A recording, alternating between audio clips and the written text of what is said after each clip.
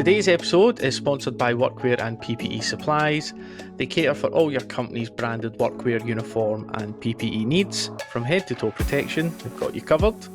Check out their exciting workwear bundle, which is only £99 and includes 9 items of clothing with free embroidery and setup. You can see their full range of products at www.ppe.co.uk or give their sales team a call on 01236 750 575.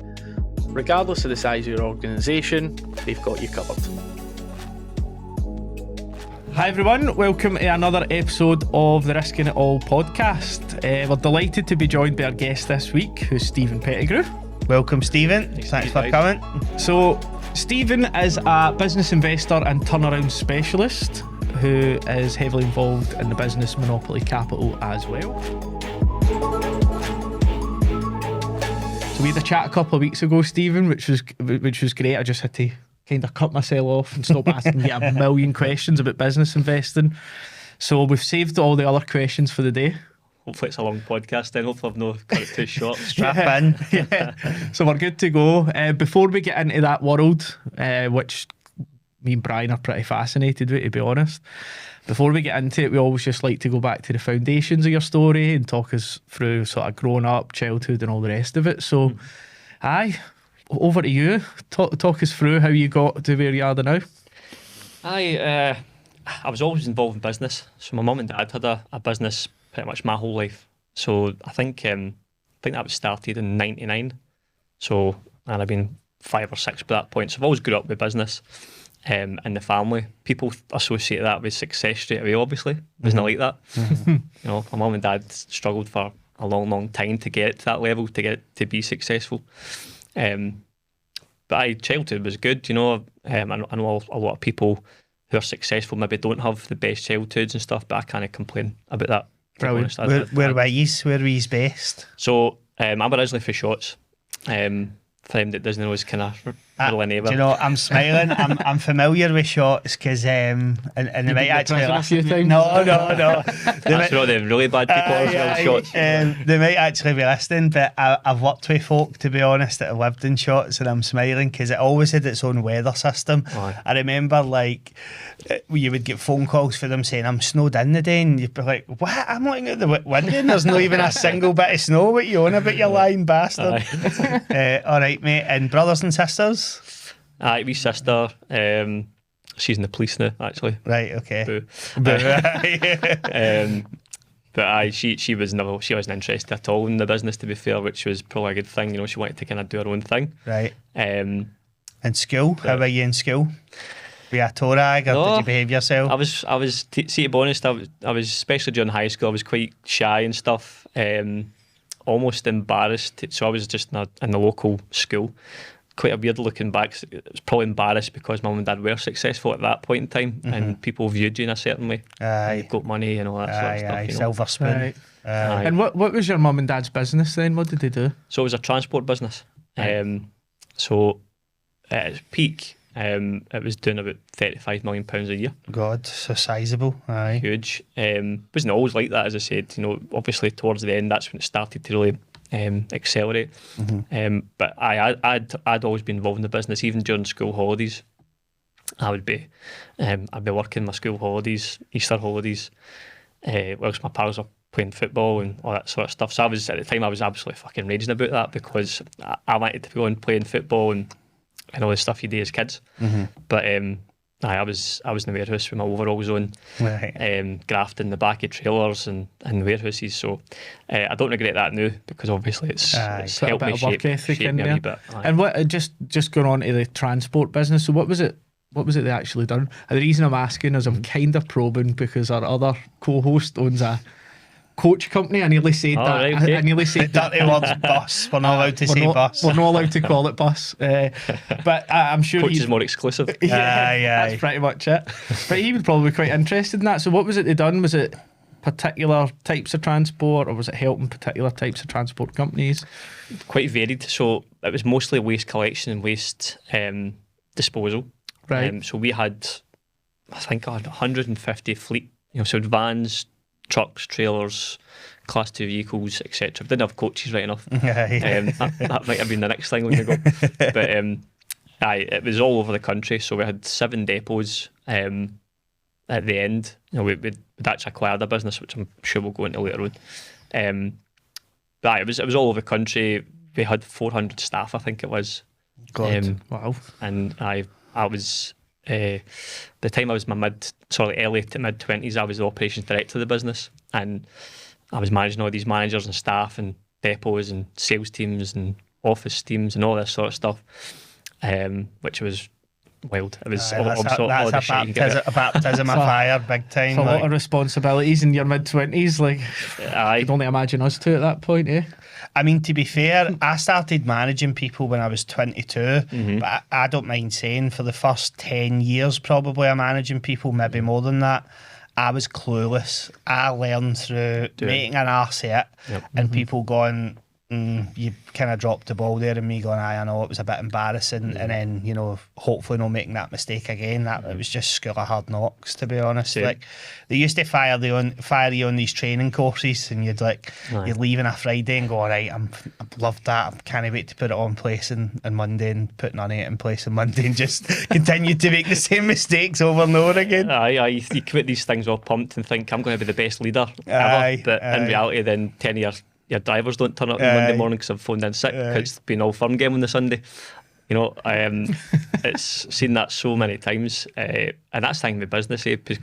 People read all these books and stuff, and that they go so far reading all these books, but in reality, you know, you're dealing with shite all the time. You know, people no turning out, people no doing what they're told, and all the stuff that comes along with managing people's probably being a manager is probably the worst job, because you do the most hours. You get probably the least amount of pay for that. And everybody just comes to you with all their shite, all their problems, all their personal problems all the time. So you need to shoulder a lot of responsibility, but a lot of problems as well, don't you? So before we get into that sort of first career that you had, how did you get into obviously it was a family business, but did you go to university? Did you do any further education, or were you just right in the trenches? You can tell for the conversation already I'm not that highly educated probably, so no, I didn't go. You fooled us too, mate. No, as I said, during school I was probably I was decent at school, didn't get amazing grades, always probably assumed I would just fall into the family business, but didn't go into higher education. I went and got some qualifications when I left school, totally unrelated to acquisitions. I became a transport CPC manager when I was 20. Got something called a Dangerous Goods Safety Advisor award as well. So I've done some different stuff which, looking back, was completely boring and hated that, to be honest with you. But no, I didn't go to college, didn't go to uni. Right, okay, cool. And was it just straight into the family business then after education? Pretty much. So for the age of 13, 14, I was during school, I was working in the business. Eventually, when I finished school at 17 or 18, I just then started to work in the transport office, and that was a bit of an eye opener, because obviously you're dealing with hairy arse drivers, you know, and they've all got their own agenda, and this 17-year-old, 16-year-old coming out of the office thinking he can tell you what to do, which, looking back, I didn't have a Scooby what I was talking about, you know, and that's how you had to develop that kind of thick skin.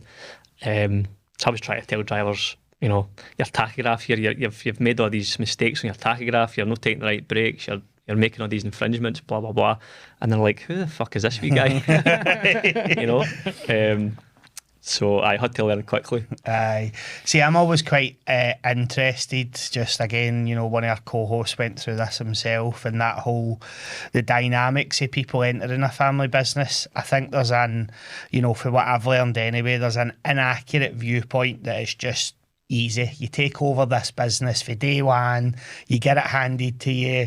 There's no hard work or effort required. You know, it's you're ultimately surfing on the success of your parents.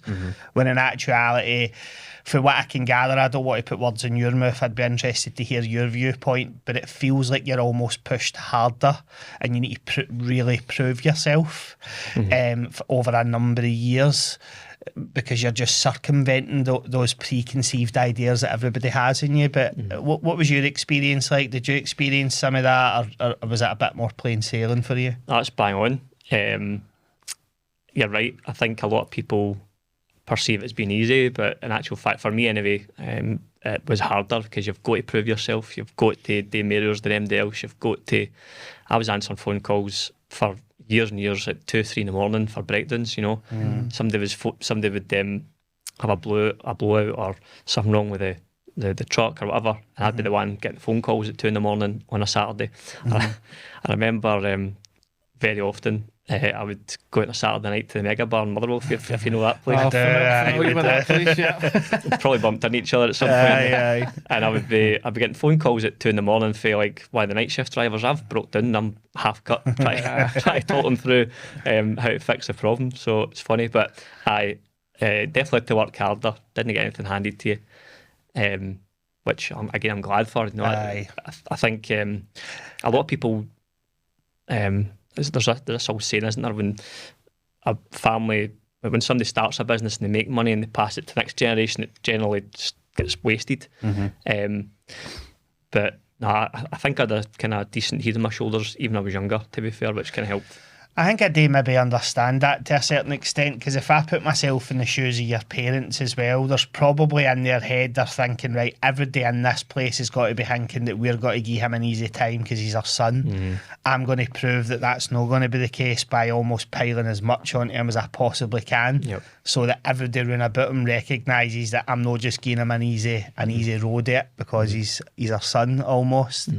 Whether that's right or wrong's up for debate, but I would imagine that's probably why that happens to a lot of people. Like, my mum and dad were really hard workers, and obviously passed down to me. And looking back, Brian, probably testing me. You know, probably just see how far they can push me. Which again, really pleased happened now. Which means the stuff I'm doing now just comes that wee bit easier. And a different dynamics. I was coming at a business that was already established as well. But although I did have freedom to an extent within the role, I could learn stuff, I could make an arse of things, and I had a wee bit of freedom, whereas sometimes you go into a corporate job and you're pigeonholed into this exact role and you can't come out of this box. I had a wee bit of freedom, which was good, and again that's probably helped me become a wee bit more entrepreneurial as time went on. Makes sense. And that dynamic about, you know, having to prove yourself both to the family and the workforce, I suppose, because it doesn't sound like there's many places to hide in a business that size, to be fair. Was there any point during that first maybe 4 or 5 years where you thought, right, okay, I feel like I'm now over that initial proving myself point? I think just getting those initial, weirdly enough, those qualifications, Barry, right at the start when I was in my early 20s, because it kind of set me apart for even the other managers in the business. They didn't have them. Certainly didn't have them at that age, so it kind of gave me that authority. But just knowing your stuff, you know, just it's like anything, doing the reps, you know, making so many fucking mistakes that eventually you learn from them, and your ideas, that when you actually implement your ideas in the work, people go, right, this guy can what he's talking about now. And you're no fear to put yours in, and so you build that respect quickly when you're actually putting the graft in. But I would say that was my early 20s was probably when I felt comfortable in my own skin as well. You know, feeling like I was capable. Makes sense. All right, and so you said that in your kind of mid-20s you ended up as the operations director within that business. How long were you there in the end before you started to have an itch about kind of risking it all and thinking I could maybe do something on my own here? I'm not sure exactly, but it must have been certainly between 21 and 25. So I think I got that position when I was 23, 24. I was already kind of doing it. I just was given the title at that point, you know. You know, I suppose that's kind of how it works in family businesses. You kind of give them more, and eventually they go, right, okay, you can. Fine. Come an extra £1,000 a year. So at that point, I started probably mid-20s, start to get a wee bit itchy feet because it wasn't my business. You know, I hadn't built it. Transport, if I'm honest, transport wasn't really my passion.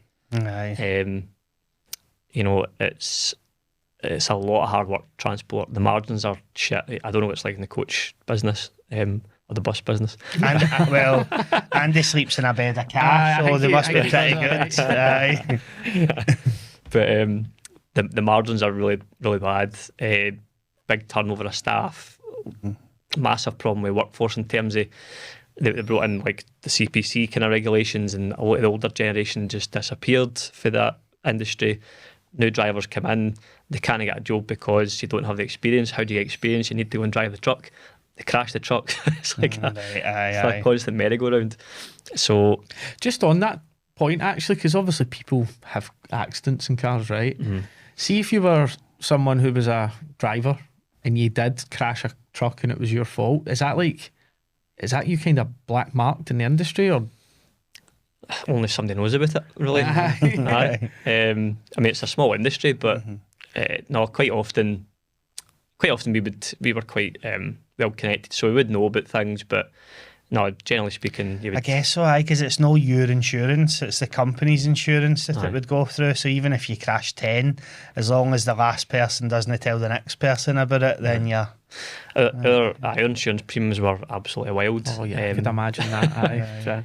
Even the business I had recently, so skip a wee bit here, but even the one I've got just now that I've sold out of, and I'm just doing the transition period now.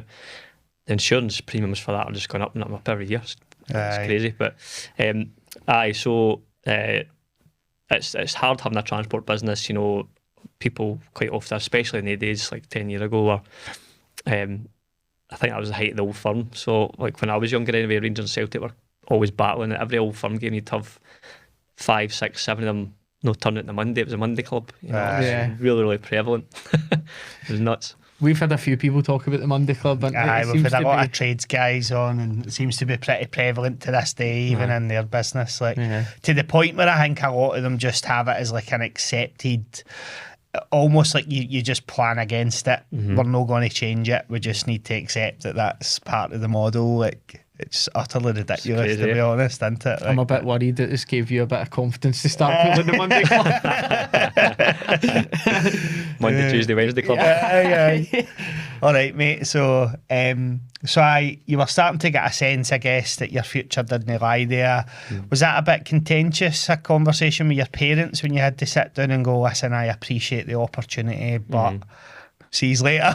Pretty much, I mean, it didn't stand your way, you know. I think my mum particularly was more supportive of that, you know, because as I say, it was a bit of a slog in the end. You know, you're dealing with the same patterns, you know, the same people phoning in sick and struggling to get the workforce and blah, just the same kind of problems, and it becomes a bit mundane, doesn't it? So, it was fine. It was handled fine. I didn't necessarily know I was going to do what I'm doing now. In fact, I didn't know I was going to do that at this point.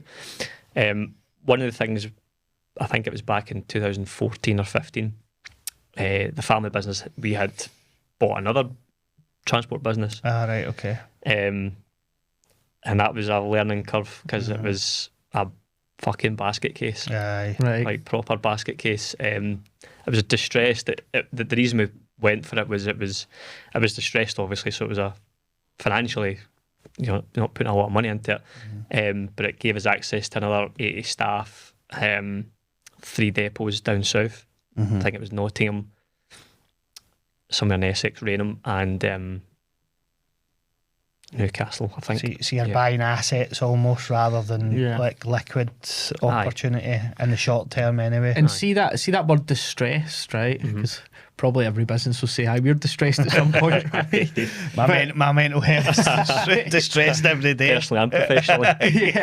So that a distressed business, what's the makeup of that business then? What does that look like? So typically, and it can mean a lot of different things, and you're right, it can be the business or the person, actually. The business owner can be distressed, and that's a different thing entirely. It can both happen at the same time, but typically the patterns we see is they don't have any cash flow management. Sometimes they've borrowed a lot of money to cover those cash flow problems, which is one of the worst things you can do, especially if you're not tracking the cash. And they don't know if they're making profit. They're typically really good at the job they do. Like a roofer's brilliant doing roofs. A plumber's great at doing heating, blah, blah, blah. But they're just look at those basic financial skills and structure skills that obviously don't teach you in school, as we know. But they're failing in a number of different other issues, which gets them into distress. And it's normally financial distress. They might have a lot of letters coming through. They might have winding up petitions. They might have creditors chasing them that they can't afford to pay. Various amount of things. It could just be staff. They can be distressed because they can't get the right staff and they can't recruit well enough. So it can be all sorts of different things. And then usually, not all the time, but what accompanies that is then that the business owner gets super stressed and they're distressed. I'm stressed listening. I'm stressed, honestly, listening to you. Because we were talking about this in the way in, and I don't know, obviously I'm trying not to be judgmental in any way. Like, your skill set is your skill set at the end of the day, and your gaps are your gaps. But I find it crazy that people are in business and don't have a solid grasp on like what's coming in the door, what's going out the door, is there profit there? That's the whole point of business. But I do get it in the same, as I'll talk at both sides of my mouth almost. On one hand, I go, how can anybody run a business and not be on top of that? But on another hand, as you say, that's almost like somebody saying, well, why could you not just fix your toilet if it's broke? Yeah. Because I just don't have that skill. Do you also think around people that maybe aren't on top of it, is there an element as maybe they're scared to look? Yeah. Oh, aye. I could imagine that'd be quite stressful. Aye. It's almost like just trying to know the big fire that's over here. Yeah. It's burning away. As I say, a lot of these guys that we encounter, and I'm talking, it's not just tradespeople, I speak to business owners all the time and have done for a long time. It's big companies as well. There's one recently that's turning over 7 million quid a year and they don't track cash and they wonder why they're massive. Like they've got a problem with sales. They're doing a lot of sales, 7 million quid a year consistently, but they can't. They're wondering why they're struggling to make payroll every month, and HMRC's chasing them, and all this. It's like, well, the basics. So even at a bigger scale, big companies sometimes don't track things like cash flow, and it is basics. I think another reason for it, as I say, is just the education piece. A lot of these, especially trades businesses. I know you guys do a lot of trades businesses as well. They kind of fall into owning a business. They're maybe really good within a company. They maybe get paid off and think, what's next? I'm just going to start a business because that's... start doing homers. Aye. Aye. And then you're self-employed and you go, I need a hand. Phone your brother, can you help me? Aye. Right, you've got employee number one, and then it just grows for there. Aye. I get that. That does make sense. I often wonder whether there's also... I don't know whether it's as simple as this, but due to the nature of what we do and the path that we've took, we're really good with software and computers and tools like that, and that helps because you can plug a lot of stuff in that basically monitors all of that stuff for you, whereas if you've never really been in front of a desk or a computer, you know what you know and you don't know what you don't know, I guess. Totally. All right, so your family's business bought a distressed business in the same sector, was it? I assume same sector. The biggest. So the thing with acquisitions is one of the things that people sometimes overlook is that one of the best things is actually talent acquisition. So when you buy a business, you're not just buying the business and its profits, or in this case, didn't make much profit, but you're getting the staff, which otherwise would take you a lot of time and money to go and recruit. And they might not come anyway because you're maybe not in that location. So talent acquisition was really important because you get access to good managers, good people, all of their network, all of their skill set, their experience, blah, blah. But after we'd done that acquisition, it quickly became apparent that the owner of that business had been making fake invoices. Oh, God. On the invoices. That to inflate the value of his business. Right. Oh, God. And how did you pick up on that? Well, people listening to this might wonder why did we not pick that up before, and the answer to that is we outsourced the due diligence to somebody else, like an advisor who didn't do their job properly. Right. They should have been checking all that kind of stuff. Again, stuff I've learned over the years that not necessarily to trust all the advisors out there because they're not all the same. You need a bloodhound that can go in and sniff out bullshit, basically, like somebody that's right on the accounts in particular. Aye. I mean, don't get me wrong, that guy in the end got a bit of heat and came back on him, but I obviously set us back a bit, and there was a lot. Once we got in, there was a lot of firefighting. Something that we thought, a project integrating and stuff that we thought would maybe take 12 months, took 3-4 years. It was really painful. See, on one hand, I think like some of what you're talking about there, acquiring other businesses, not just for cash flow, but for talent in particular, that makes so much sense. But on another hand, I just have it in my head that like when you acquire another business, there must be a short-term period of absolute chaos where you're so used to doing things in a certain way and it might be really structured and working really well. Suddenly you're trying to integrate this whole new business, processes, people into your ways of working. It must be like unorganised chaos even for a period, but that's just in my wee head, is it? You're bang on, Brian.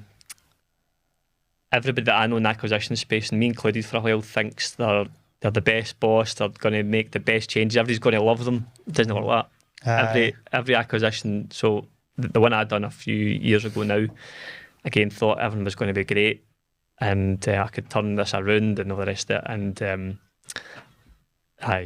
managers left because they had a relationship with the previous owner. They maybe just felt a wee bit uneasy because you're coming in with new ideas and new energy, and they're just not on the same wavelength as you. You're coming in positive and wanting to make proper change. I actually had a question about that because the talent acquisition thing makes so much sense to me as well, especially with particular industries where sort of skills maybe are in abundance. But the question you kind of started veering into it there is, how receptive is talent to staying once someone else comes in? Is it common that they leave, or you need to kind of win them over to keep them in? How, on average, how does it tend to work when you've done it? I would say for managers, it's probably more of a turnover, Barry. Like, so when you come in, managers are the first people you try and work on. I would say, because they win the hearts and minds, totally. Almost like. And if they've been doing things a certain way, then they're the ones that start feeling a bit of pressure because this guy's coming in here and trying to change my working day here, and I've done it this way for 10 years. So managers can definitely move quite quickly. Staff below that, office staff, labourers, drivers, whatever you want to call it, they tend not to move in that instance because you've not got a direct link to them normally. I mean, sometimes you do, obviously, but it tends to be managers that float around quite a bit. And bigger, better businesses, if it's the right people, then they'll come on the journey with you. Yeah, if they want to improve, they've now been part of a business that's not been functioning well, and you come in with a new energy to galvanise them, then they can come along with you. But it's all down to personalities, really, isn't it? Because if they're not of a growth mindset, these people, and you're coming in, you've just bought a business, you're really excited, you're like buzzing, I'm going to make this a really fantastic business, and they're not on the same wavelength as you, they'll just go, whether you get rid of them or they leave. Aye. What about the existing owners? What typically happens with them? Do they stick about for a period to like almost take care of a handover and then they leave, or do they stick around forever and get ownership of what it is that you've then created, or does it just depend on the deal? It depends. There's so many ways to do it. So acquisitions that we've done in the past, so the Distressed Family Business one, he was supposed to stick around for a while, but once we realised the fucking mess that he'd left us, it was get the fuck. The one I bought a couple of years ago, so that was a transport company as well. The deal was that he would stick around for 6 months. He didn't need to, release them early because we'd worked out what was going on within a month. So he just phased out quicker than that. The 20 odd businesses we've got within Monopoli is a completely different concept in that we take a small stake of those businesses and we'll leave the owner in with the majority, because they're really good at what they do, we're really good at what we do. So obviously, as you can maybe tell, I'm no good at plumbing, roofing, sparky work, none of that stuff, right? And neither's my business partners, but we're good at business. Whereas these guys in Monopoly, they keep the majority of the business. They're really good at the actual doing of the job, the projects, the customer facing stuff. They're really good at that. So every deal's different. We've not done any bigger private equity deals or anything like that. But when you go up to that kind of level, it's quite common that when a private equity firm come in, they'll just get rid of the management team, just cull them and put their own team in, plant them in, because they're focused on driving profits, minimising cost, all that sort of stuff. Aye. And then ultimately selling the thing for as big a profit as they can. So that's, even at the very, very high levels, it's different how they do it. Yeah, so Right, would that be quite an aggressive sort of takeover then, where they're just coming in and going, right, it's my way or the highway sort of thing? Aye. And again, I've not been involved in a private equity deal, but I've got a lot of people within my network who have, and they're kind of ruthless at that level. It is just numbers on a spreadsheet, and they're obviously looking for a return for their investors. So they're all about, right, how cheap can we buy? It's like any investment. How cheap can we buy this? How much value can we add? And in 3 years' time, we're going to flip it and make a 10 times return on our money, or whatever it may be. Yeah. So it is ruthless. I could imagine. I was a consultant in a past life, so like management consultants had a really bad reputation, because when you see a management consultant walking in the door, it's, oh no, I'm under a bit of risk here. He's going to get shot at me, because it was all about the bottom line, really. Yeah. So that makes sense to me. Sorry, on you go. I was just going to say, we're getting right into the weeds of business investing. I knew this was going to happen, right? But just to kind of finish off that family business story. So how did you move out the business? Where is the business now as well? Is it still going? How does it look? Business is down the toilet now. Oh God. Aye. So that's probably a story for another podcast, I'm honest. Seriously. Yeah. But anyway, it ended spectacularly. So I left before that. Not because of that, but obviously it did go down under, and there was a lot of turmoil afterwards. I bet. But so I'd left there. I'd started a couple of businesses that didn't work. One particular was like a recruitment consultant business I was trying to get off the ground, but realised very, very quickly that starting a business from scratch rather than getting transplanted into one that was already established was two totally different things. Didn't have any systems to get leads in. I know that's what you guys special in. Didn't have a clue how to get work in, how to price work, how to manage my costs. Was learning all this, very, very small scale, and then realised this is pretty fucking hard. Aye.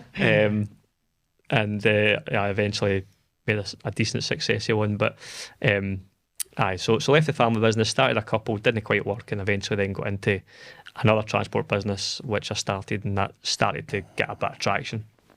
Right. Did you start that business, or did you buy it? Started it. You started it, right? Okay. Was that doing what your parents' business had done, or was it No, slightly different? Totally different. So it was actually a courier company. So we were a main supplier for some of the kind of big brands like Amazon, FedEx, all these type of companies. Right. So we're like a third party to them, and again, that was hear 'em, scare 'em. Again, a different breed of drivers in there. Aye. Even more challenging than the previous ones, but it was a low barrier to entry. You didn't have any special licenses. You could just go and hire some vans, put some folk in it, and go and deliver some parcels. Could you? Is it I say straightforward as that, but I feel like insurance and stuff. It's straightforward. Because I think you need all the special licensing when you go over, like, was it 3.5 ton vehicles or something like that? Right. Aye. That makes sense. So that was that business. Again, sold that recently, but the first couple of years of that was just like grunt work. I was out delivering parcels at 10 o'clock at night on a Saturday night, Christmas Eve up to 7, 8 o'clock at night, all that kind of stuff that you have to do. It's almost like a rite of passage starting a business. You have to kind of go through that pain, I think. Aye. Yeah. And what year did you start that one? So that was 2018, I think it was. Right. Okay. And so did you would have had that business when COVID? Right. Because I don't know if this is on my head, but I'm pretty sure when COVID happened, like, me personally, but I think most people, it was like online deliveries. Here we go. Everybody was buying stuff online, weren't they? I love how you're blaming COVID. Like, you've no stopped. The office is full of shit. Like, true. We were doing a training course. He was training me and Nicola in the office a couple of weeks ago, and it was like stood in front of a screen. He's got a laser pen pointing at the screen. And I'm like, what is that? Like, honestly, folk come into your office and they're like, it's a wish factory in here. It's too easy on Amazon. It's one click. Aye, Got like, it the next So day. no doubt you probably delivered a few things to Mathis over the years. But did you see that particularly boom during? It was crazy, and it wasn't by design, but obviously coming into that period, it was one of the few industries that was booming. At that time, it was full on. There was, at that time, by the way, there was no fucking social distancing or anything like that going on, which probably not a rabbit hole we should go down. But there was none of that. There was no masks. There was none of that. It was just full on, and we were doing well at that time, obviously, and it was one of the you seen a lot of people who were on furlough at that time, who were just getting a driving job to keep them busy and a secondary income. So people were really making a lot of money at that time. There was people within, like drivers that I knew was making genuinely $6-7 grand a month. Just doing the parcels. That's crazy. Which is crazy, as well as their furloughed job as well. Yeah, that's mad, isn't it? All right, mate. So, and you mentioned there you've sold that business now. You're currently just in transition out of that business, Yep. So have you agreed to stay a bit for a while and show the new owner what's what? So there's a ton of ways you can exit a business, but the one that I chose with this one was to sell to the general manager. Okay. Made a lot of sense. He'd proved himself for a while, and it was keen. You can also structure the deal for both of these that makes sense. So I'm in transition just now, but he's been getting trained up with me for a wee while now, and he's bought the business. He's in charge of it. I'm just basically teaching him a couple of things that you can't really teach someone unless you're actually the owner. Yeah. And how does that model work? Because if, again, not using your example, but we'll make up a hypothetical one. So let's say I'm your general manager. I don't know what your business would be valued, but we'll make up a figure in my head. Say it's valued at £500,000 and I'm the general manager. I technically wouldn't have £500,000 unless I'm a really good general manager that's really good with money. It's unlikely I'll have that sitting in my bank. Yeah. So how do you structure a deal like that? How would it work? So the thing with small businesses in general is that, and one of my mentors says this quite, one of his catchphrases, it's that they're all a little bit shit. Like all small businesses up to a certain size, they're all just a wee bit shit. And you're only one staff member or one contract away from maybe going bust at any one time. It's if you've not your systems in place. So when it comes to structuring the deal, small businesses and small business owners need to be aware that it's going to be some kind of creative financing going on. And what that means really is it's a deferred system mostly, so you get something up front if you're selling the business, some kind of payment up front, and the rest deferred over time. And that's funded through future cash flows, future profits, and or a bit of loan. So you can take out a loan within the company. So if you are buying the business and you're in the business, you'll have favourable rates as an employee of that business to get a favourable loan from the bank or something. Oh really? I didn't know that. Aye, they'll most of the time they'll view you as a safer bet. Because you know the business, that makes sense. Rather than somebody from the outside that's got a scoop about the business. You tend to just the normal commercial rates at that point. If you're in the business, you can also sometimes get access to high street banks, and high street banks will have a better interest rates than a second tier lender like I don't know, Close Brothers or Paragon or all these types of companies. So, but for most small businesses, they don't have a lot of cash lying around. If you're a general manager, of course, you probably don't have that kind of money lying about, and I would advise people not to actually put your own cash into them, because we see this all the time. People put their own cash into deals and they don't know the business, and then they come in and it's like, oh my fucking God, what have I done? What have I done here? And put my life savings, take money out of the house and put it into it, and then you go, fuck. Because all the relationships are with that previous owner, or the staff like the previous owner. When he or she walks away, a lot of that value disappears. That's always my thing in my head, where there's a wee sense of paranoia almost, like if you acquire a business, I don't know, like, I'll not speak for MD, right, but if somebody offered to buy my business and I look at the numbers and go, tasty, I'm keen, straight away in my head I'm thinking, how do I start again? Do you know? Because I'm not, unless it's like proper life changing money. I maybe get the old flowery shirt on like I've got today and hit the beach for a while. But in my head, I'm probably thinking, how do I get myself out of here and start the same thing again? Because I've got it to a level where somebody's bought it.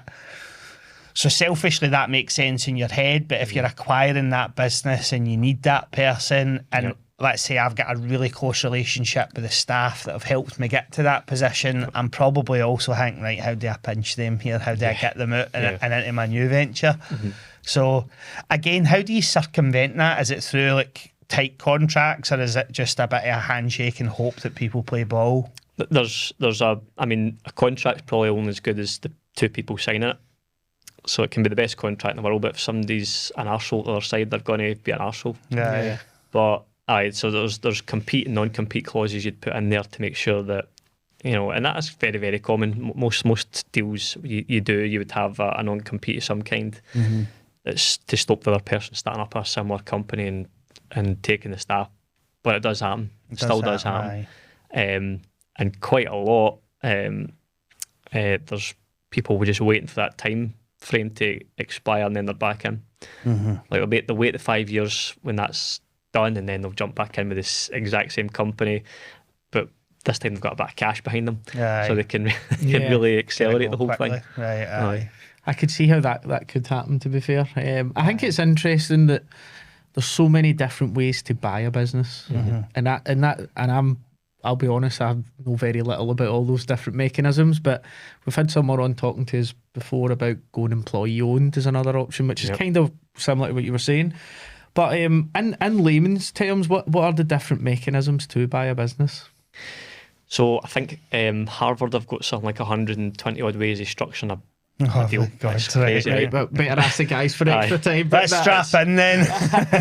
maybe the more common ones that you've seen then. But on that though, it's 120 ways they've come up with, right? But they're all shite, right? Because it's ultimately about somebody's willing to pay for it.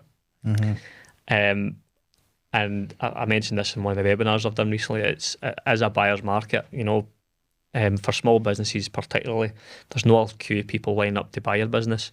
So you might think it's worth £1 million, whether you've pulled that number for. But if somebody's not willing to spend it, it's not worth £1 million. Yeah. So typically, though, to answer your question a bit more directly, it's typically a multiple on the profit.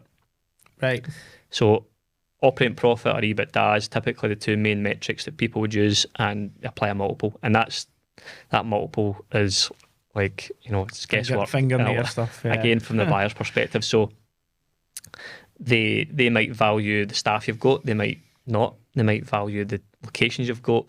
All these different things come into the equation, and it is kind of industry specific when you talk about a trades business or more traditional business. For small businesses doing less than 10, 15 million a year in revenue, profits 750k ish. Businesses doing less than that's very unlikely they'll get more than a 2 or 3 multiple of the profit.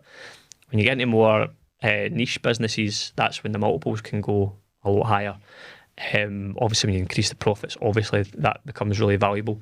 But if you look at a tech business or a really, really niche business, that's when you can get the 6, 7, 8s, 9s. Yeah. I actually had a question about tech. So we've spoken about this a few times, haven't we? Where obviously we're a digital marketing agency, we're predominantly service based, but we've kind of chewed the fat a wee bit around maybe creating a software product at some point. So is that the kind of thing when you're starting to provide software as a service, you've got some intellectual property there, is that where you start to get a higher multiplier? Aye, definitely. Do you guys follow Daniel Priestley at all? No? I don't think so. I feel like I recognise the name, but somebody you'll love this guy when you start watching his stuff, right? So he's got he's an he buys companies, right? But he started a company with one of his business partners called Score App, and it's a quiz, basically it's an online quiz to generate information from your client that allows you to propose a solution to them. Now his business is flying, right? He's got loads of business. That one in particular is flying, and it's for him. They're talking about a multiple of revenue, which is going to be in the hundreds of millions in the next few years. Right. Okay. Right. Wow. So on software, because you can transplant that into all sorts of businesses all over the world. We've not got a software business, right? We'd love to have one. But I think that's the way the world's going. It's digital assets, isn't it? Yeah. You know, having digital footprint out there that any out of the world can just consume and take in at any time. Aye. And it doesn't necessarily age either. Yeah. And you don't need to worry about that leaving and starting a new business. A digital asset, it's not going anywhere, I guess. So Totally. again, that makes sense. All right, mate. So I did watch the webinar that you mentioned there. It was really, really good for MD listening. I'd highly encourage you to go and get a listen or a watch. But I wanted to just drop in maybe a wee dirty word. Because I know that you spoke a bit about this in your webinar. This makes me nervous when you say things like this. Aye, so business brokers, Yep. just share your view for those that are listening on this podcast with business brokers. So you're thinking about selling your business, you maybe need a bit of help, you do a bit of Googling and go, right, there's a business broker here that can maybe help me. What's your viewpoint on good old business brokers? Don't do it. Don't do it. It's the common sense thing to do, isn't it? You want to sell something, sell your business broker. It's the first thing you probably get when you search on these Google sites, but it's the worst thing you can do actually in most cases for a small business. They have their place, particularly when you've got some really valuable. It's like built to sell. It's all singing, all dancing. That's when you can get a business broker, because they can really generate the really high paying clients or acquirers. But for most SMEs, it's just the worst thing you can do, because they don't know how to sell your business as a small business owner. A lot of these people that you get on the calls with these guys, they're just straight out of uni. They change jobs every 6 months. They've never started a business, they've never owned a business, they've never been directly involved in a business. So how the hell would they know how to sell your business for you? They all claim to have a catalogue of buyers just waiting to buy your plumbing business and your roofing business, but it's just sales talk. What's worse is these guys take a monthly retainer for you. What do they? Oh, I would have thought it would just have been a cut of whatever they sold the business for. They do that as well. Oh, do they? Aye. So they're double dipping. Right. The biggest brokerage firm in the UK, without naming them, name them. Nah, they do hundreds of millions of pounds, right, every year. Jesus. But that revenue stream is mostly, like, massive majority is from just retainers. Right. And they don't actually sell a lot of businesses. I mean, I know somebody that knows the owner of that business, and he quite openly says in like dinner parties and all this sort of stuff that their business is just in the retainer business. It's not about selling businesses, it's just collecting retainers. Right. They tie you in for 4 years, sometimes 5 years. Do they? Fuck. And I've spoke to so many people in the last few years, again without naming them because it's confidential, but a recruitment business in Scotland, a training business, a cleaning business. All these companies have been tied in for years, transport businesses, and they haven't sold. They haven't even had an offer, because what actually happens in reality is the person on the other side of the phones try to get you to sign up. So they're pumping up the value, right? So you're telling them about your business, and they're saying, right, okay, we can get you £1 million for that. I'm going to get you £4 million for that. No bother. I've got loads of people sitting here ready to go. They're definitely going to buy it. All you need to do is sign up here. Right? Why would you not fall for that? Aye, I've got it. Right, that makes sense. You're seeing this in the future. I'm going to get £1 million in the bank. I can go and live in Spain for the rest of my life. I can go and play golf. I can get the Lamborghini, all this sort of stuff. Get the flowery shirts. Aye, exactly. It's quite sad because it's obviously a very emotive thing. Like, like if you're telling someone all these amazing things that they're really wanting to hear, they're pretty much like in the palm of your hand, really. Totally. And without going into this other examples, exact pricing, but is it over £100 a month they charge a retainer? Is it hundreds? Is it, what do you? Most usually thousands. Thousands. I would have thought. Usually thousands every month. I think. I know one person who was paying £5,000 per month retainer for like a £2 million business. Right, just ridiculous. Yeah. They were tied in to get a cut of the sale if it happened. It never did. They never even had an offer in 4 years. It was on all these websites Oh my God. to be sold. But any buyer worth their salt who's got any kind of knowledge, or even no knowledge, when you start actually digging into the detail, it's like so obvious it's no worth £1 million. They quite often, one of the tricks they do, and again for anybody watching, is they I mentioned EBITDA earlier. There's another different term called adjusted EBITDA, and that's just a made up fucking number. Right? Adjusted EBITDA is basically your EBITDA and then other stuff added on top. So for example, directors' salaries, pension contributions, cars, stuff that you actually need. If you're buying that business, you still need a salary. If you're in that business, you still need a pension. You still need different things, and they add that on as adjusted EBITDA, and that's the number they go with to present as the profit. But when it's quite common in my circle, proper buyers will see, if anyone talks about adjusted EBITDA, immediately you've discounted it because it's just a lot of shite. Right, so they see right through that. Aye. And that's why the type of businesses don't sell. They prop the value up, it doesn't happen. The business owners then spent 4 years of their life wasted. But it's a psychological thing as well, because they've been told at some point, my business is worth £1 million, and they can't climb in. Aye, Yeah, it's too at the forefront. And what would just a quick one on that as well? Sorry, Brian. What would happen if you were on that brokerage, 4-year minimum term, and someone actually did come in and say, I want to buy your business, but I don't want to do it through the brokerage? You can't do it. You can't do it. So I've had.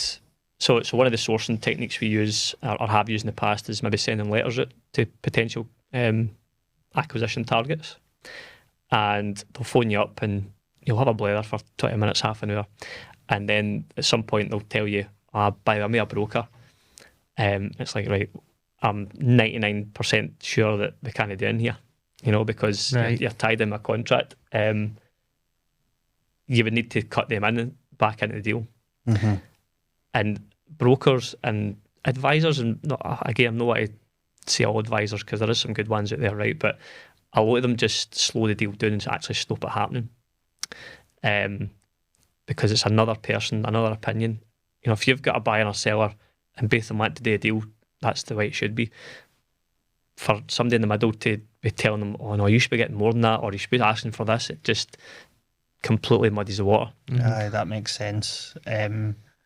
And I could probably guess the answer to this, right? But do you find that a lot of the times almost like emotion gets too heavily played through? So like, I guess the pragmatic view would be that a business is just a vehicle that produces cash flow, right? But we know that there's a reality that founders in particular don't see it that way. It's my baby. Absolutely. It's like it's been a huge part of my life for a long time.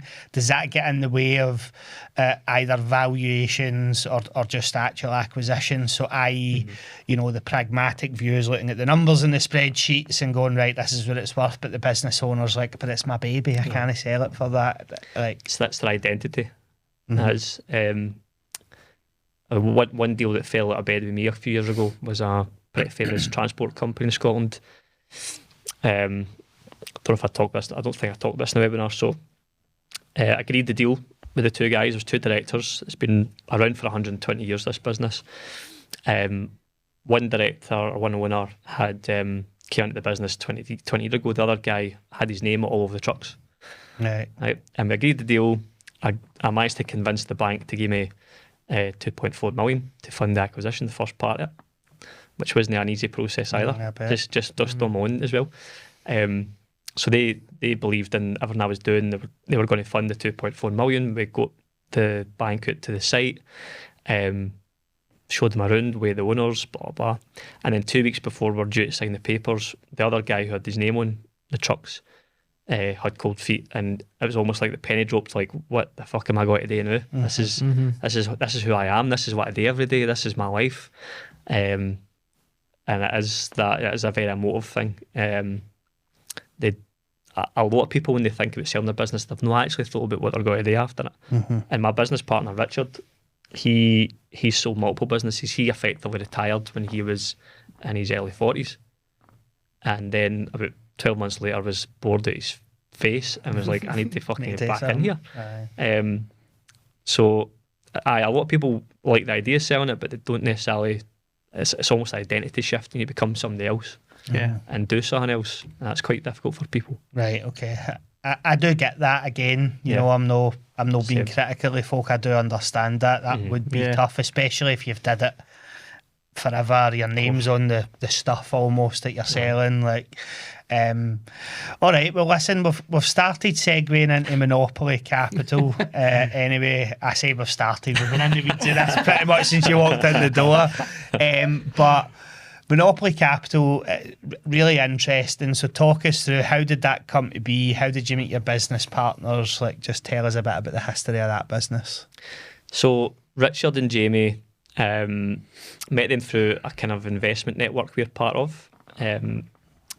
Richard's been really successful. He used to work in the banking industry. He was an investment banker. He used to work all over the world, Hong Kong, New York, London, and he was super successful doing that for a long time. But then, again, I'm talking 20 odd years ago, probably started his own businesses and built them up, sold them, and in the last probably 10 years has been even more active when it comes to acquisitions and stuff. So really, really good guy to have on our team, really experienced, done all sorts of types of deals.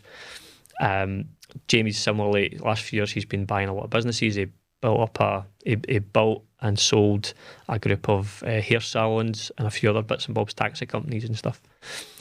And we just got together. It was we've had partners in the past that haven't worked. You know, it's quite common actually. If you guys are doing well, obviously, but well, do you know what? You don't need to answer on that, because pretty much every guest that's came on the podcast has said, don't get into partnership with anybody, it's the worst thing ever. To the point where you're like, you do realise that we're in business together, eh? But and you're our best pals as well, so it helps that we've known each other for a long time. I can see how it couldn't work as well. I've seen a few different afar. How do you kind of manage it yourselves? How do you? There's probably just a level of respect and candidness that makes it quite easy. So if there's something difficult to be said or discussed, it's just said or discussed. But I do understand that that's probably driven by, there's just trust there that if you put that on the table, it's not going to be like, I can't believe you're saying that. Do you know, that way? And it maybe helps, I guess, that I don't want to speak for Barry, but the twos are pretty easy going. Like, it's rare that I feel that strongly about something that it's like, no, this has got to break us here. Do you know? It's like, if you feel strongly enough about something, cool, I'll back you, and vice versa. I think that's it. There's the trust, and there's not a lot of dwelling. You know, if we both think it's a good idea, we'll do it. If one of us really thinks it's a good idea, we'll do it. If the two of us are impartial, we'll be like, oh, fuck it, forget about it. So it's just quite chilled, and we try and have a laugh as well. It's important. I mean, I think with partners, I think you can sometimes buddy up with people that are too similar to you, and that can be a bad thing. In the sense that you've now got the same skills and you want to do the same thing within the business. I think that's what I mean. I mean, you need to have the same values, I think. That's a very good point. There's definitely yin and yang there.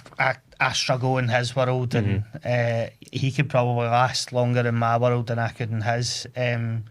But he's just he's one of the rare people that you meet that has that technical mind and can actually talk and hold a really good conversation. Typically, you fall podcast. Exactly, But typically, you fall into one of two camps, don't you? You're either that brain and that really technical guy, but maybe your social skills aren't the best, or you're the opposite. He kind of has both. I definitely don't have both. I can talk, but I can do some technical stuff. I'm not useless. I was going to say, like, you know, I'm not useless. You've probably got a bit more to you in that space than you did a couple of years ago. I do. And to throw that question back to you, right? So obviously you've got 3 partners. 2, sorry. Oh, 2. Well, 3 including you, sorry. Yes, yeah. And then obviously you've 20 odd businesses in the portfolio.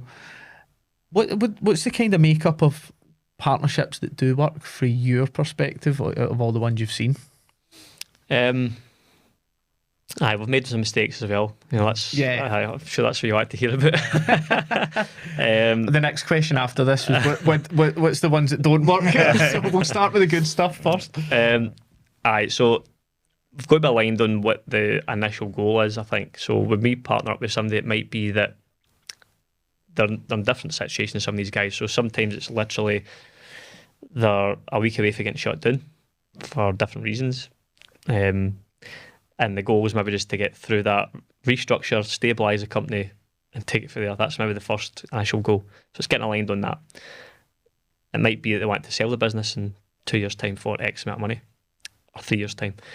That's the goal, and we're all working towards that. So it's been aligned on that sort of stuff. We're getting better at working out who the dickheads are. Because sometimes you'll jump on these calls, you get a face of somebody, and it's not a real person. Aye. You know, that's a very good skill, to be fair, to be able to identify that, because sometimes it is hard. It's almost like an interview, though, isn't it? It's like you're really getting the real person. You want to see under the mask, but it probably is quite easy to almost pull the wool over your eyes a wee bit and tell you what you want to hear.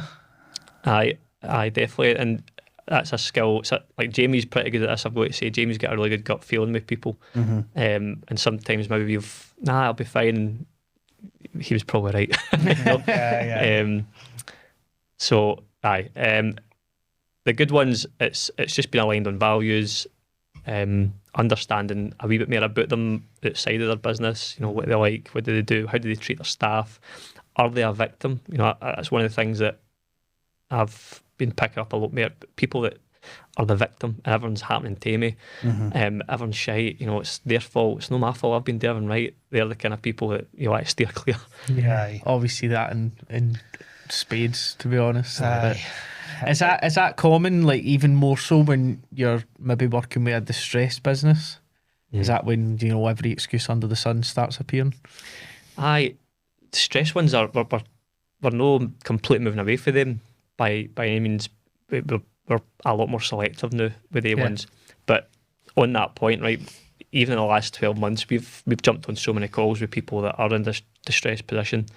They think that somebody's going to, and when I say distressed, they don't track cash, they've no profit, they've got loads of debt, and they think somebody's going to come in and give them money. Fix it. But give them money for that, right? Nobody on the planet is going to give them money to fix it. It's like that leaky bucket analogy, you know, if you've got holes in the bucket and you're pouring more cash into the bucket, it's just going to keep seeping away. So nobody's going to put cash into those types of businesses. What they do need is expertise. That's where you know, we come in and other people in our space and they plug the gaps in the bucket and the cash starts to increase. But those types of people, honestly, there must be at least a dozen of the businesses that have since went under and getting wound up and insolvency or liquidation, because it's almost like an ego thing, you know. And I get it, right? I get it that it's their business and they're the big fish in their wee town and all that sort of stuff. But their business was fucked, you know. And so those types of people we try and avoid. And see, like so try to think about the model of Monopoli Capital, right? Is your model that you buy an equity stake in a particular business in the hope that you can add a whole bunch of value, and then when it's sold, because that's what the owner wants to do and that's what the goal is, that's when you really kind of wet your beak in the return, or are you happy just getting your kind of equity return? So if you've bought 20% of the business, you're getting 20% of the residual profit of that business, or is it both? A bit of both. Aye, so with distressed companies, we would very, very, a rare occasion if we invest any capital into them for the reason I just mentioned. Profitable businesses potentially would invest cash into them. And there's ways of structuring that as well. The end goal for us kind of depends on us and where we see the business going and the business owner. But most times it's an exit down the line. The whole premise of what we do is we want to make, if it's 20%, 30%, whatever stake we take, we want to make the owners 70% or 80% worth a hell of a lot more than their 100% as the day. You know, it's better to own 10% amount than 100% a molehill.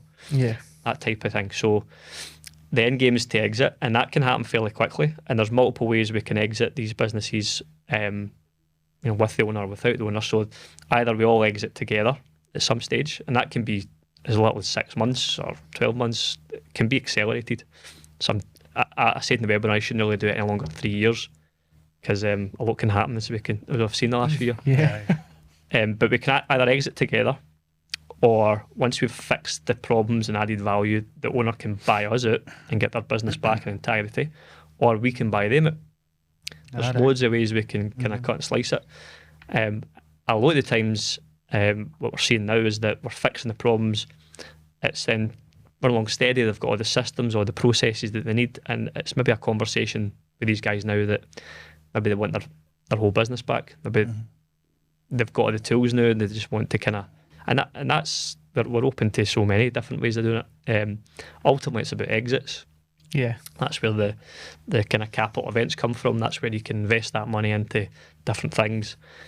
That makes sense. There's a couple of times you've mentioned, and I'm probably hearing this more than MD because I'm a systems and process guy, but it sounds like it's just so important that you have all them in place. So talk us through a little bit about what's the key systems and processes that you would really want to embed in a business that you can scale. So again, it's important to kind of look at it through a buyer's lens.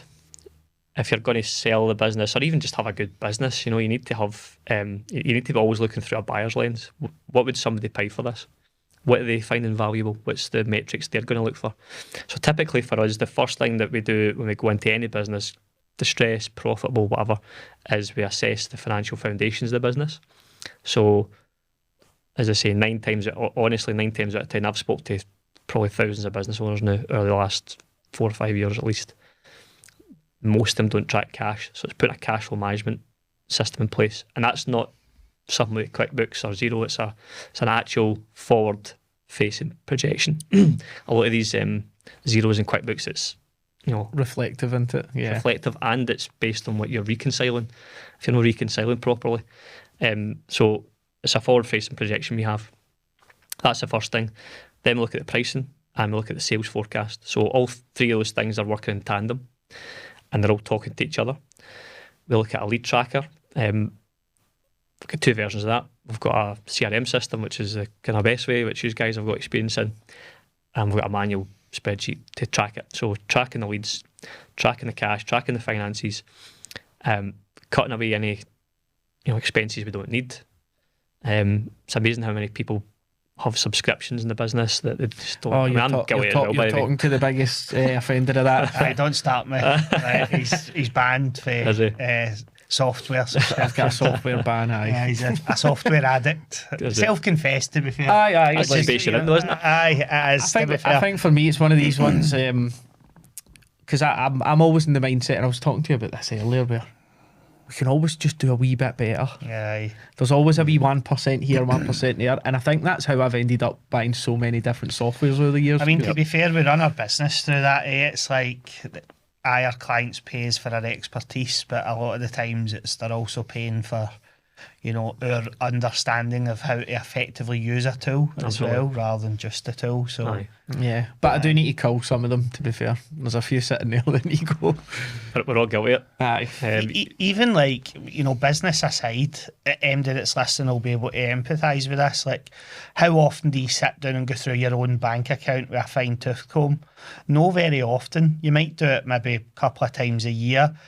I never do it, if I'm really honest, because I'm just a lazy consumer. It's kind of the same in business, but almost in steroids a wee bit, because there's just more of it floating about. So it's maybe not a bad habit to get into once a quarter, to sit down and go, right, let's have a look at this and make sure that everything that's, because all these wee 13 quids, 70 quids, 80 quids add up. They do, they make a difference.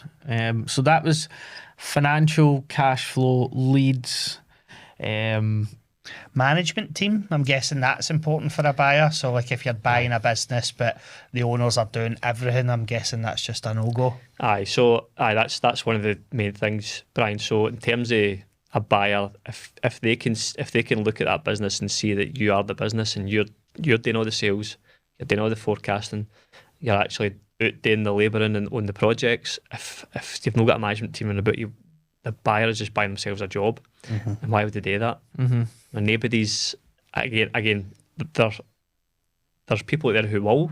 I'm not saying there's not, but a sophisticated buyer, for you to get your best value for that business, is not going to buy something that's a job.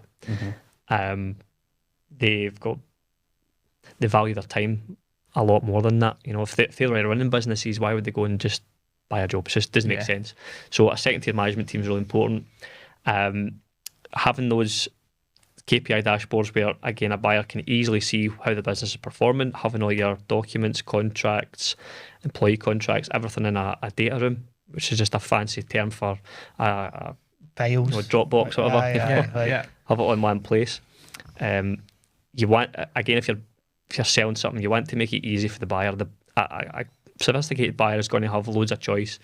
They'll have 3 or 4 businesses in your sector they're looking at any one time, and they're going to deal with the business that's the easiest to deal with. When they ask for information, it's there. The buyers, the seller, is really easy to deal with, and like no resistant and no trying to, it's, of course there's a bit of negotiation going on there, but it's no something out of, I don't know, Dragon's Den or something. That all makes sense, mate. And again, having watched your webinar, I spoke to Barry afterwards about it. I like that advice of, like, even if you're not trying to sell your business, probably won't do you much harm to just almost like operate as though you are. So getting all these, everything that you've just spoken about, there's nothing that I've heard that, like, even if you're not trying to sell your business, that you go, oh, that would be a waste of time. Just do it to keep you nice and organised. You never know what's around the corner. We might be sat here today thinking, why would we sell it? We're having a brilliant time, earning great cash. But then something might happen and you go, oh, I kind of need that exit. And you want to be able to push that button. And selling so I mentioned not using brokers, so you can get buyers for your business without using a broker. You just need to, as I say, present your business in such a way that it's there. You start having these kind of really subtle conversations with potential buyers. They could be your competitors, your suppliers, your customers. You could even buy all 3 of them as well. You can buy your competitors, suppliers and customers, build a bigger group. So you're having these conversations, you're just planting seeds, and you'd be amazed how many times when you plant a seed like that. That's why I sold my business, for example. Planted a seed with a guy, what's your goals, what you want to do in the future, and that kind of just kick-started the conversation over 2 or 3 months. So yeah, it makes sense. So leveraging a network sounds important, because then you're not really glued to the people promising you the world in the broker world. So that makes sense. And having a think about almost like that. So let's say I'm one of these businesses, whether I'm distressed or not, that Monopoli Capital eyes up and thinks, right, we fancy a conversation with that owner. We agree terms. Are you placing somebody in that business to try and turn it around, or is it more just giving the owner advice and saying, this is what you need to do, you need to get that lever in place, and here's how you do it? So we have met our business owners quite a few times, but typically everything's done over Zoom or Teams or whatever. In terms of geography, we've got 2 businesses in Edinburgh, 2 or 3 in Manchester, a few in Yorkshire, a few in the Midlands, a few in London, all over the place. So I'm obviously Scottish, based up here. Richard's based in Hull, and Jamie's based in Maidstone, Kent. So it's basically weekly check-ins, WhatsApp groups, all that sort of stuff. But we provide the systems, provide the insight into why, it's valuable, and it's really cool, because when the penny starts to drop, it's like you can actually visually see on these calls, like a light bulb going above people's seats. Like, fuck, that's why have I not done that for the last 10 years? And again, going back to the stress, when you just yesterday actually we were speaking to two our partners in Manchester. They've got a really cool electrical business, and they had been super stressed with this restructure that had to happen.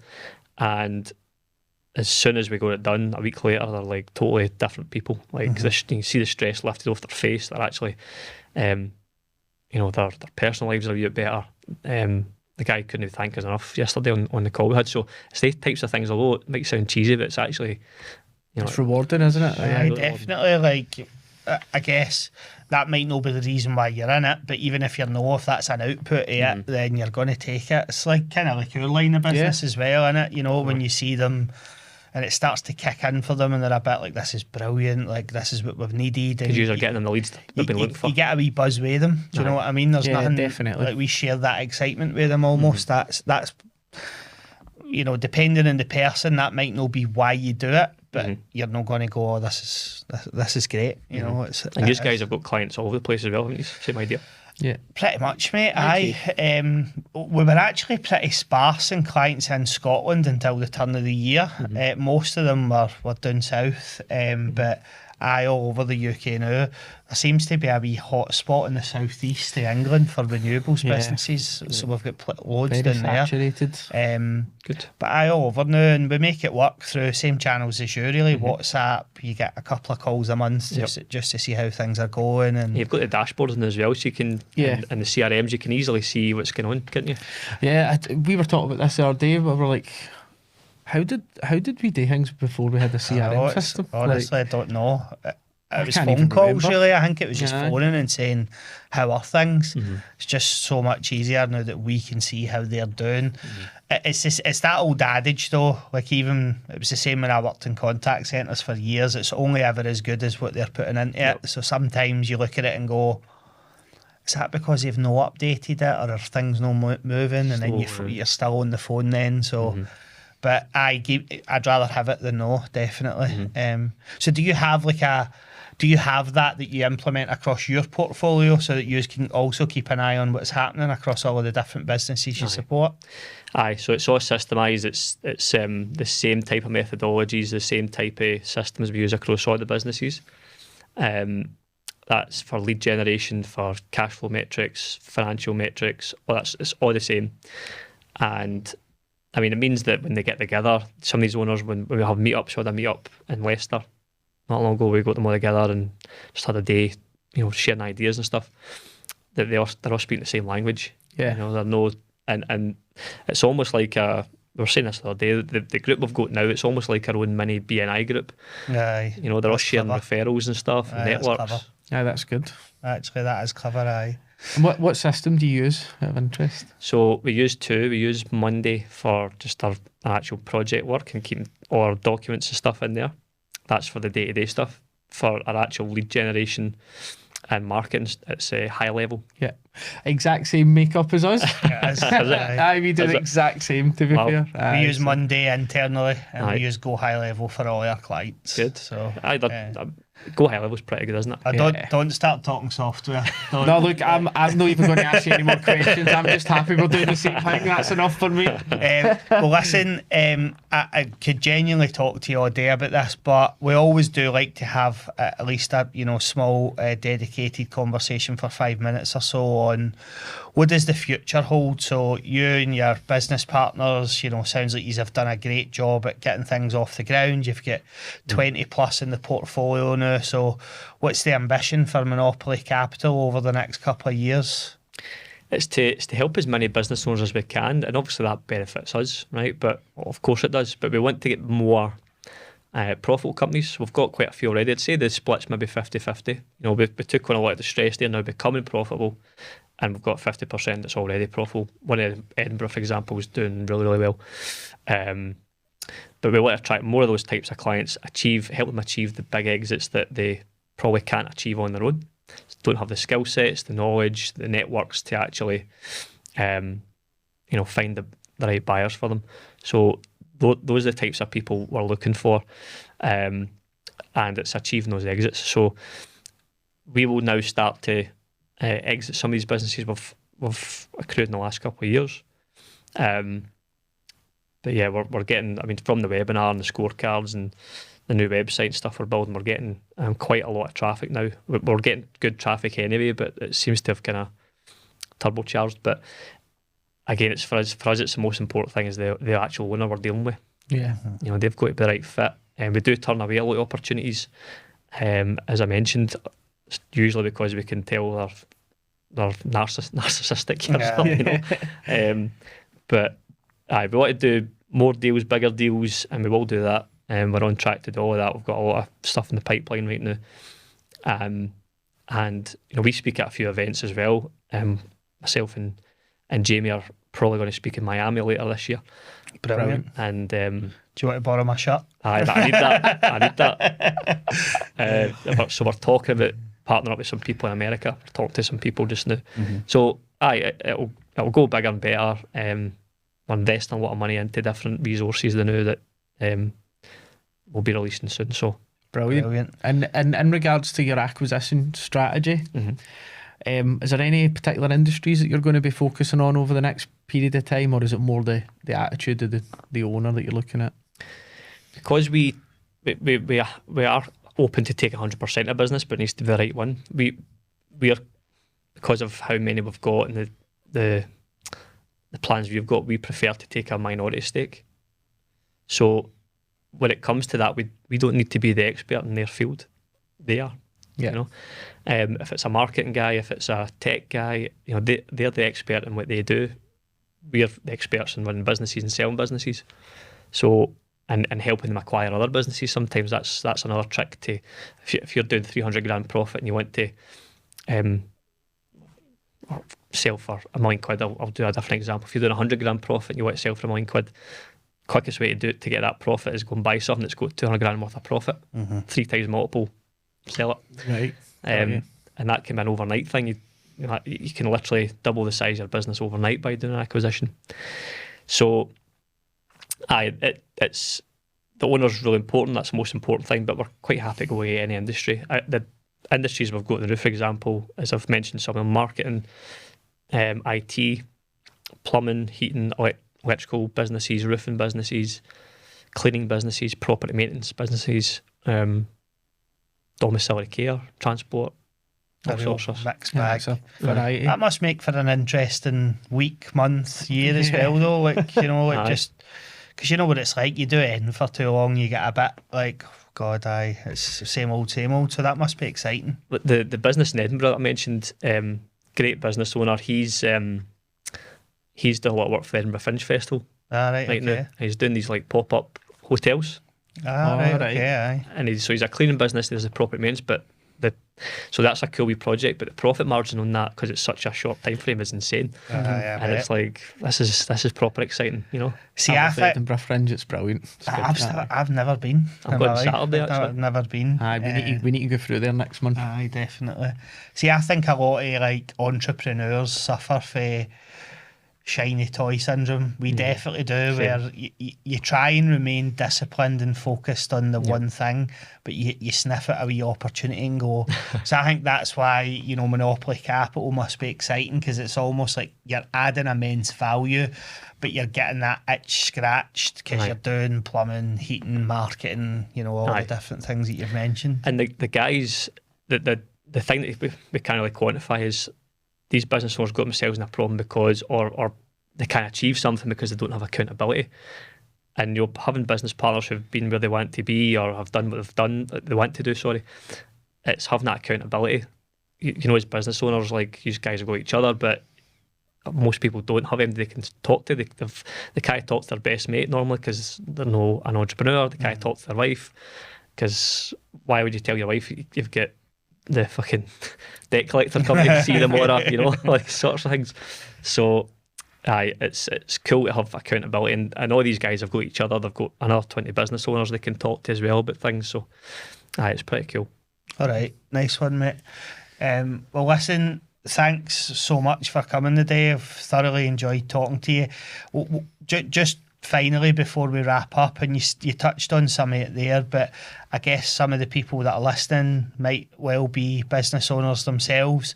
What is your ICP? Who's like the dream business that you're looking to pick up the phone and have a conversation with?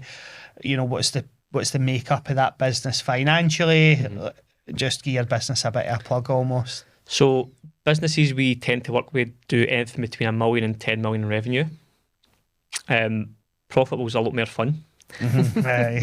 However, if you're doing those sorts of numbers in revenue, we can turn that around and make it profitable. So if you're turnover, we got money, but you're just not making money, actual profit, then we can put the systems and stuff in place to make sure you're actually making profit. So anybody in those kind of parameters is great. anybody that wants to exit their business within the next 3 years for a life-changing sum is what we're looking for. And life-changing can mean different things to different people. You know, it could be a couple $100,000, could be life-changing, a couple million could be life-changing. So it's different for everybody. But people that are ambitious, people that want to achieve something, selling a business isn't easy, but it's a lot easier than you think, especially when you've got people beside you that have done it several times and know what they're doing. So, those are the type of people we're looking for. And I think in terms of places to maybe consume your content that we do, we're building a new website just now, which will hopefully be up and run the next month or two. But in the meantime, we've got the webinar, which is, here's my plug now. So it's how much is my business worth.net. And we're building a scorecard which will probably be out by the time this comes out. And it's ismybusinessbuilttosell.com. And that gives people a ton of insight into the business they've got just now. Is it ready to sell? What can they improve on? It will give them loads of actionable steps they can take away. These are all free resources. So, and obviously you can get them on LinkedIn. Brilliant. That sounds very exciting. We'll be watching with eyes peeled on that, because definitely you've answered a load of questions for us today, which I appreciate it. No, thanks very much for inviting me on, guys. No worries. Thank you. Brilliant, mate. Thank you. Well, thanks everybody as always for listening. Give us a like and follow and all of that fun stuff across all our socials. Check Steven out on LinkedIn or the URLs that he's mentioned, and we'll be back next week as always with another guest. Thanks everyone. Thanks Steven. Thanks guys. Mate. Cheers, mate.